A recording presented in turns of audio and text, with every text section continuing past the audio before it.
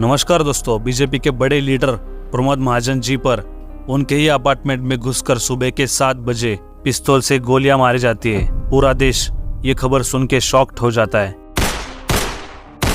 फिर अर्जेंटली उनको हॉस्पिटल में ले जाके उनकी बहुत सारी सर्जरीज करने के बाद भी डॉक्टर्स उन्हें बचाने में असफल रह जाते हैं। लेकिन कौन था जिसने प्रमोद महाजन जी के अपार्टमेंट में घुस के उनका मर्डर किया था?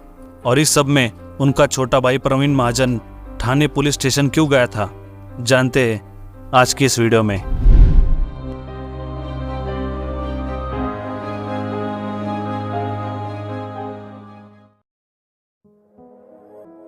प्रमोद महाजन बीजेपी के सीनियर लीडर थे।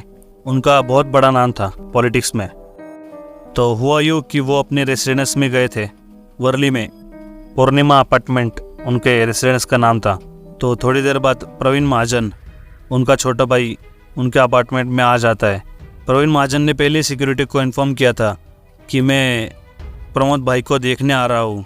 अब भाई था इसलिए सिक्योरिटी गार्ड ने चेकिंग नहीं की। फैमिली में रहता है ना, हम भी मिलने जाते तो गार्ड्स वगैरह चेकिंग तो करते नहीं। फिर प्रवीण महाजन उनके घर पहुँच गया। सुबह सुबह लगभग 7:30 बजे के बाद प्रमोद महाजन के लिविंग रूम एरिया में जब वो दोनों वहाँ पर थे, तब प्रवीण महाजन ने प्रमोद महाजन पर बहुत सारी पिस्तौल की गोलियां बरसाई। ये देखकर प्रमोद महाजन के घर वाले सब चौंक गए कि खुद के ही छोटे भाई ने ऐसा मार दिया अपने बड़े भाई को। उनको मारने के बाद प्रवीण अपनी कार लेके वहाँ से भाग गया। और यहाँ पर प्रमोद महाजन बहुत जख्मी हुए थे। उनकी वाइफ रेखा महाजन और बाकी फैमिली मेम्बर्स ने जल्दी से हॉस्पिटल को कॉल लगाया और हिंदुजा हॉस्पिटल में उनको लेके गए। हॉस्पिटल ले जाने के बाद बहुत सारी सर्जरीज हुई उनकी, बहुत लंबी सर्जरीज, ऑपरेशंस, ये सब ट्राई करने के बाद भी 13 दिनों तक प्रमोद जी लड़ते रहे। लेकिन आखिरकार 3 मई 2006 को उनकी डेथ हो गई। प्रमोद महाजन तो बच नहीं पाए, लेकिन प्रवीण के साथ क्या हुआ? लोग अक्सर क्राइम करने के बाद भाग जाते हैं, तड़ी पार हो जाते हैं, आउट ऑफ कंट्री चले जाते हैं। लेकिन यहाँ पर कुछ उल्टा था। अपने ही भाई को मारने के बाद प्रवीण महाजन कार लेके वहाँ से सीधा थाना पुलिस स्टेशन में चला गया और वहाँ पे जाके उसने सरेंडर किया। उसके पास जो पिस्तौल थी वो भी उसने वहाँ पर जाकर जमा कर दी और ये कन्फेस किया कि हाँ, मैंने ही मारा है मेरे भाई को। फिर पुलिस इन्वेस्टिगेशन के लिए क्राइम सीन पर चली गई और कुछ फॉरेंसिक एविडेंस उन्होंने इकट्ठा किए। वहाँ पर जो कुछ विटनेस थे उनके स्टेटमेंट भी लिए और ये भी वेरीफाई किया कि प्रवीण ने हमें जो बताया वो भी सच है या नहीं। लेकिन जब अदालत में मुकदमा शुरू हुआ तो प्रवीण महाजन ने जो कन्फेशन दिया था वो वापस ले लिया कि मैंने नहीं मर्डर किया मेरे भाई का। मैंने तब बोला था कि किया है, लेकिन मैं अब बोल रहा हूँ कि मैंने नहीं किया कुछ भी। कोर्ट में जाते ही प्रवीण महाजन ने उसकी गवाही वापस ले ली। लेकिन इससे कुछ फ़ायदा नहीं हुआ क्योंकि कोर्ट के पास अच्छे खासे सबूत थे कि ये मर्डर प्रवीण महाजन ने ही किया है, मतलब प्रमोद महाजन के छोटे भाई ने।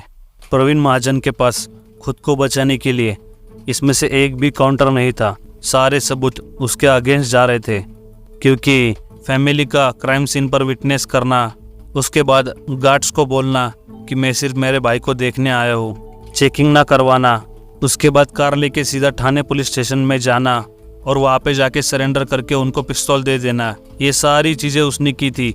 इसलिए वो अभी बच नहीं सकता था। इसी वजह से 2007 को प्रवीण महाजन को अपने ही भाई के मर्डर के जुर्म में लाइफ इम्प्रिजनमेंट, मतलब आजीवन कारावास की सज़ा सुनाई दी गई।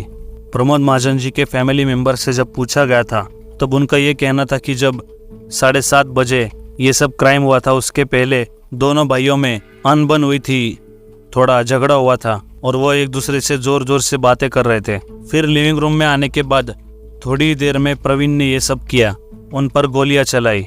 लेकिन प्रवीण महाजन ने अपने ही बड़े भाई को क्यों मारा? क्या वजह थी इसके पीछे? मर्डर के बाद जब पुलिस ने पूछा तब प्रवीण महाजन ने ये बताया कि पारिवारिक कलह और फाइनेंशियल विवाद हम दोनों भाइयों में चलते रहते थे। आगे प्रवीण कहता है कि मेरा बड़ा भाई प्रमोद मेरी बहुत इंसल्ट करता था, मेरी डिसरिस्पेक्ट करता था, इसी वजह से लोग भी मेरी इतनी इज्जत नहीं करते थे, उसकी ज़्यादा इज्जत करते थे, उसको ज़्यादा लोग रिस्पेक्ट देते थे।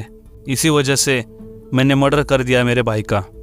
ये तो प्रवीण का कहना था, लेकिन साइकोलॉजिकल फैक्टर इसके पीछे ये था कि कुछ रिपोर्ट्स का कहना था कि प्रवीण को साइकोलॉजिकल इश्यूज थे, लेकिन अदालत में ऐसा कुछ प्रूफ नहीं हो पाया। प्रवीण महाजन 2007 को जेल गया और 3 मार्च 2010 को उसकी डेथ हो गई। रिपोर्ट्स में लिखा था कि ब्रेन हेमरेज की बीमारी की वजह से उसकी मौत हो गई थी, लेकिन इसमें सच क्या झूठ क्या पता नहीं, क्योंकि आखिर ये तो राजनीति है, यहाँ पर बदला तो लिया जाता है। तो वो रिपोर्ट्स असली थी नकली थी इसका हमें पता नहीं। प्रमोद महाजन के मर्डर की न्यूज़ जब बाहर आई थी तब बीजेपी से लेके पूरे भारत भर इसका इम्पैक्ट देखने को मिला था। इतने बड़े लीडर थे, वो बड़े लीडर थे, शायद इसी वजह से उनका छोटा भाई बहुत जेलस होता होगा उनसे, प्रवीण महाजन, और इसी वजह से उसने इतना बड़ा कदम उठाया। दोस्तों, पॉलिटिक्स में ऐसा ही होता है, फैमिली में लड़ाई झगड़े होते हैं, एक दूसरे पे जेलसी करना, और पैसों के भी विवाद होते हैं बहुत सारे। मेरा बड़ा भाई मुझसे फेमस क्यों है, मेरा छोटा भाई मुझसे फेमस क्यों है, ऐसी बहुत सारी चीज़ें होती है। पॉलिटिक्स एक ऐसी गेम है जो कभी ख़त्म नहीं होती। आखिरकार आदमी ख़त्म हो जाता है, लेकिन पॉलिटिक्स ख़त्म नहीं होती, और यही इस केस में हमें देखने को मिला था। अब ज़्यादा बोलूँगा तो विवाद हो जाएगा, इसलिए मेरा आपको यही सुझाव है कि प्लीज़ पॉलिटिक्स में फ़िलहाल तो मत ही जाओ, नहीं तो आप जाओगे तो ऐसा ही होगा, आपको भी माल पानी खाने को मिलेगा, लेकिन कब तक टिक पाओगे पता नहीं, और आपको भी बड़े बड़े बयान देने पड़ेंगे, धर्म जाति इस सब पर वोट मांगने पड़ेंगे। इसलिए इस सबसे दूर ही रहो, पॉलिटिक्स में अपना कोई नहीं होता। ये बातें मैं आप पे थोप नहीं रहा हूँ, ये सिर्फ मेरा सजेशन है, बाकी आपकी मर्ज़ी। तो दोस्तों, इतना ही था आज की इस केस में। अगर आपको हमारा ये वीडियो अच्छा लगा हो तो लाइक कीजिए, अपने दोस्तों को शेयर कीजिए, और हाँ, अगर आप हमारे चैनल पर नए हो तो सब्सक्राइब करना मत भूलना। क्या होता है कि मैं आपको सब्सक्राइब करो ऐसा बोलना भूल जाता हूँ, और आप भी फिर सब्सक्राइब करना ही भूल जाते हैं। तो मिलते हैं अगली वीडियो में। आपका बहुत बहुत धन्यवाद।